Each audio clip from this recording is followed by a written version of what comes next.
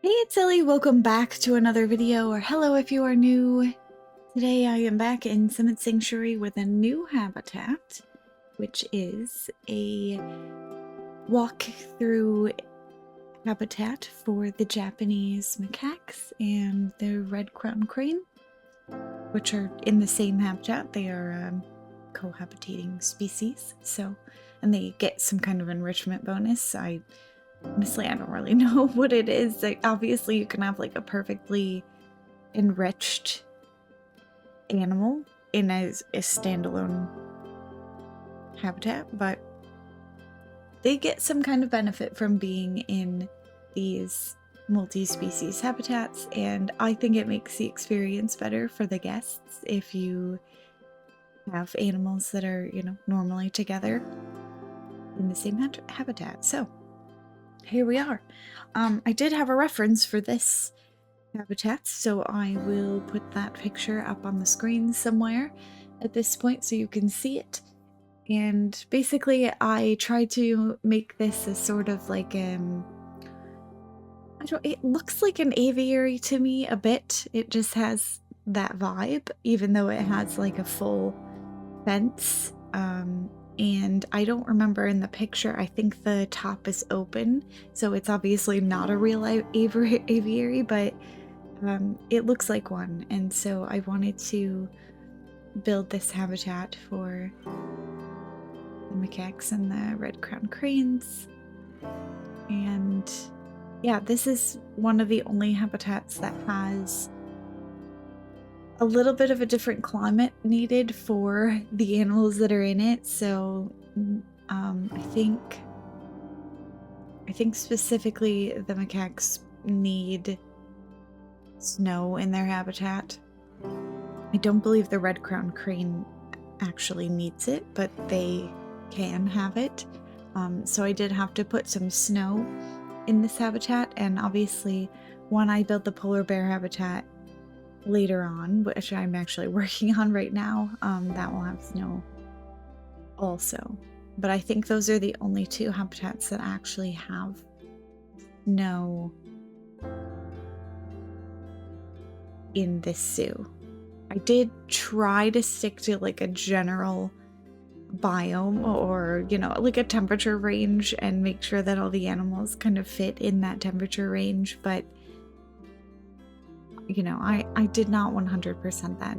I actually have been thinking about my next project and my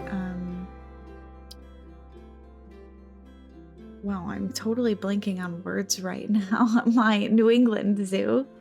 And I just feel like one of the things I maybe want to do going forward, I don't think I'll do it for every single zoo, but I do want to be more conscious about the way I'm building habitats and the plants that I'm putting in the habitats. And not just that, but very specifically, I want to try to make like a hyper realistic habitat, in the sense that there's leaf litter on the ground where it's appropriate, there's grass where it's appropriate, there's shrubbery, and plants that grow where they grow. I'm not explaining this very well. Basically, all plants have some criteria that they grow in best, and some of them grow in shaded woodland areas, some of them grow out in the open, some of them they compete with other plants in the vicinity, so sometimes you wouldn't see like a lot of crazy bushes and things together because they would compete for all the nutrients in the soil, and then none of them would grow very well. So typically in a realistic habitat or a realistic area in nature, you have very kind of expected plant life in, as I said, in the certain areas. And so I do maybe want to focus on that more so, making sure there isn't really grass growing in forested areas, because it's not, you know, grass doesn't grow under trees really. It needs more open area. The roots take too much of the nutrients. Like, you see these things in nature, and I thought it might be like an extra fun challenge for me, especially with my background in science and biology, to kind of focus on those things. And so I think the way I want to make my New England Zoo to be very much like a wildlife sanctuary, like a rescue rehabilitation center that is very much just working with the land that they have, not necessarily creating huge habitats and huge structures for the animals, because they're not there permanently, you know? They're just like, it's like a safe space, right, for the animals not to encounter any predators, not to encounter stressful conditions. You know, they can't go in the road, they can't interact with people, for instance, if most likely people were the cause of injuries. You know, lots of animals get hit by cars, like, and get stuck in hunters' traps and all these things, ingest toxic things that are left behind by people. And so I feel like that kind of zoo with that element in mind would also be the perfect opportunity to build a hyper-realistic setting in terms of my plant life and whatnot, and the rocks and all these things. So I think I'm going to try to do that in my next zoo. Obviously, I did not focus on that here because I focus more so on the aesthetic, and I will obviously try to make hyper-realistic zoo look good, but I'm not going to sacrifice the aesthetic. I'm not going to sacrifice the realism for the aesthetic, as I typically do in this zoo. Like, I always start with the proper biomes and proper continents and whatnot checked for the animal that I'm building a habitat for, so that I can, as closely as possible, stick to its natural environment. But I don't do that most of the, you know, I start with that, but I never end with that, because there's too many pieces that I just really, really like in my habitats. Like, the apple custard bushes are amazing because they're so large. It's very good for like sightline things. And then there's another type of bush, and I can't think of the name at the moment, but I tend to put that one in my games a lot. And then obviously the grass, all different kinds of grass that they have in this game. The buffalo grass and I think aster is one of them. You know, various flowers. There's like the daisy grass and just so many things that definitely do not grow everywhere, but I tend to put in every single habitat just because it makes the most sense. So I'm not sure how I'm going to stick to the plant requirements for the animals yet. I think because I chose animals that only exist in the New England area to begin with, that I can have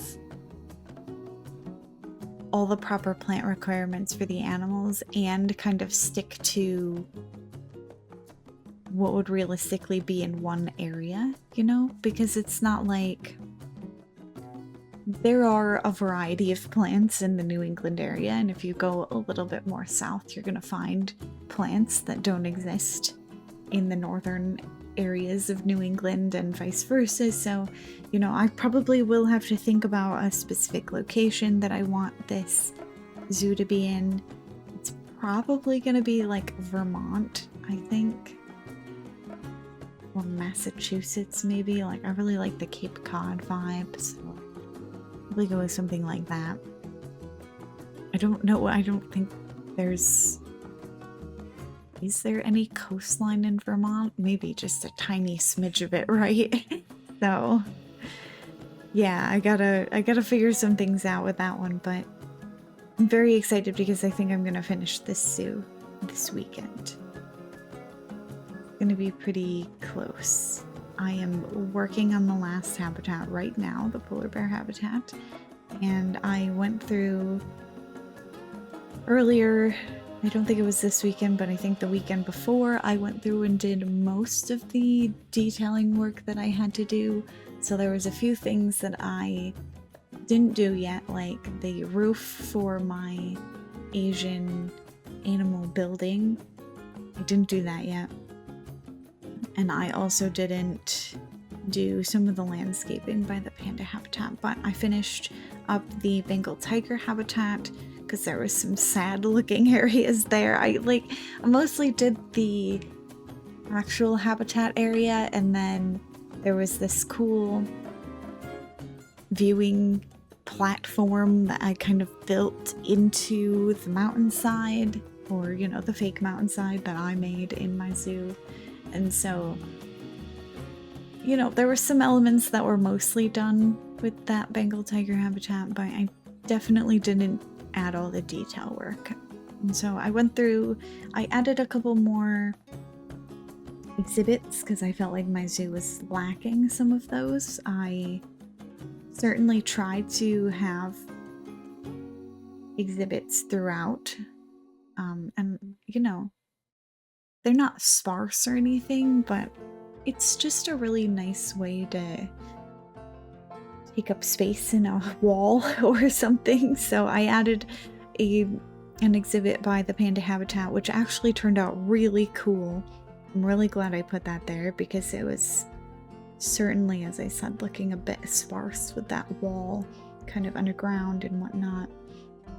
And so I think it really livens up the area to have an exhibit there. And then also similarly on the raised viewing area for the tiger habitat, it was also just like a big wall that I didn't care for it, and so I ended up putting an exhibit there and also a food or drink station or something.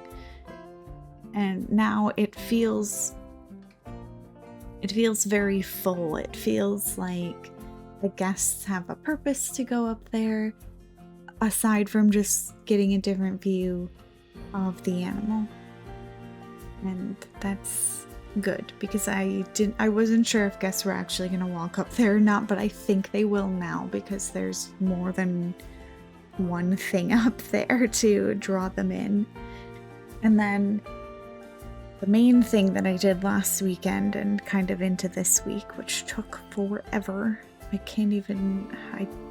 don't want to talk about how long it took me, but I fully landscaped the rest of my zoo. So there was some very wide open spaces that initially I was thinking I was just gonna put some forest down and kind of call it good, but I just really didn't like the way it looked. The sightlines were awful, and some of the previous rock work that I had done was just looking a bit overdone. It definitely wasn't looking natural to me. So I went through, I added a huge mountain range that covers, like, it probably goes across half the map, I would say. And then I went back to some of my previously done mountain areas or like rocky terrain, and I kind of fixed that up to make it look a bit better, in my opinion.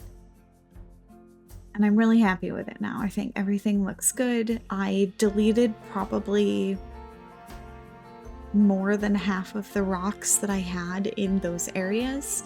So I'm hoping that helps hugely with like performance for anybody who maybe has an older computer. Mine is fairly new. I upgraded from my partner's. I upgraded to my partner's old computer, which was just a couple years old. And that was, I don't know, at the end of last year or something I did that. So definitely my computer has been able to handle pretty much everything. There was a couple crashes when I was doing the rock work, but I think it was just a fluke because it hasn't happened since. And also I had some major crashes accidentally when I was uploading some more of my billboards and my custom signage for the park. So that was I don't know what happened exactly, but I tried to convert an MP4 video, which was about 7 minutes long, to the format. I had the WebM format, I think it is, which is the only video format available in the billboards for Planet Zoo. So I had to convert my video. And as I said, I have no idea how this happened, but somehow in the conversion process, it accidentally made over 13,000, I think it was. No, it was more than that. It was like 20, it was something ridiculous. Like 27,000 copies of the video. And I didn't initially realize that that had happened. So I loaded into my zoo and I tried to go into the like billboard selection menu to get my custom billboard, and my game was just crashing. It would freeze and then it would crash. And I was like, what the heck? What just happened? So I went in the folder to see if there was some kind of issue, if the file got corrupted or something and it was causing my game to bug out. And it turns out sort of, yeah, because it had 27,000 copies of this video file in the folder that it was trying to load into my zoo, and it was not no part of the game or my computer was having that. It was like, no, cannot do that, cannot load. So I deleted all but one of the copies of that video. And wouldn't you know it, it worked. And I'm so happy that it worked, because the video, I took some time to make a custom video for my zoo. That's basically, I put like an overlay over recordings of the various animals that are in the zoo. So I think I actually have one of the baby Japanese macaques in the video, and I've got some of the elephants, lions, the flamingos, deer, just, you know, some of the cooler animals that I have in my zoo. I recorded maybe like a minute or so of footage of them, and I kind of cut it up and I made this 7-minute long video of just the animals being in the zoo. I think my lion video, I happened to catch one of the lion cubs coming over to the male lion in my habitat and like jumping on him and kind of play attacking him, and it was really cute. And I couldn't believe I managed to catch that just perfectly, but I did. So I've got all this footage, and then I put an overlay over the top of it that is like a live recording overlay. So it's got the live symbol, it's got like the white frame of a camera that it's supposed to look like anyway. And I just put that video on several of the screens throughout my zoo, specifically in the areas where the guests are, but they don't have a view of any of the habitats. So, you know, in little food court areas, I put it in my kids' education center, or whatever, the kids center, or whatever I want to call it. I don't know. I haven't built it yet, as far as you know, as far as you've seen anyway. But the idea is that even though the guests are kind of relaxing and hanging out, they should be able to look at this live, quote-unquote, live footage of the animals and kind of still feel like they are in the zoo. And I'm very, very happy that that seemed to work out. I'm trying to limit all of my other files to be small because I know it's sort of a large file compared to, I think, typical files in this game. Most of the billboards are not very large files, so hopefully I just have, I think, a couple more billboards to upload and finish, and one of those is the stock footage for the aquarium, the pretend aquarium that I'm building. So hopefully those 2 or 3 videos plus my live animal footage will not be too much for other people to download and see in their zoo. But at the very least, so far it's not too much from my computer, so you will at least be able to see the zoo at the end, which is coming out very soon for me. Probably maybe at least a month still for you guys. I don't know. This is episode 26. I've edited the raw footage up to episode 37, and I don't know, probably it's gonna be more than 3 videos. Maybe 5. It could be up to 7, I would say, for the ending of this footage. And then a couple tour videos, as I've mentioned before. So, I don't know, 45 or 50 episodes in this series. And again, as I mentioned in other episodes of this series, the next zoo that I build will be small. It's going to be so much smaller, and it's not going to include dozens of hotels and guest areas that are completely or mostly non-interactable. So, but we're getting very near to the end, and I'm looking forward to it, especially after doing all that rock work. I gotta say, it was very tiresome. I'm glad I did it because, as I said, it just looks so much better to me, but man, was it rough for a little while. It was very monotonous and very difficult. Not difficult, you know, I'm just placing rocks, but it took a lot of finesse to try to get all of the rocks and the landscaping and whatnot to actually look nice, and look nice up close and from afar. I think that's the main difficulty for me, is it needs to look good in both, because the mountain range is meant to break up the sight lines in my zoo so that it doesn't feel empty, and it does a really good job of it when it's all built up, but if it doesn't look right, then you just make it worse. Which I feel like is kind of what happened originally when I was doing some of the rock work. It just didn't look quite as natural as I was hoping.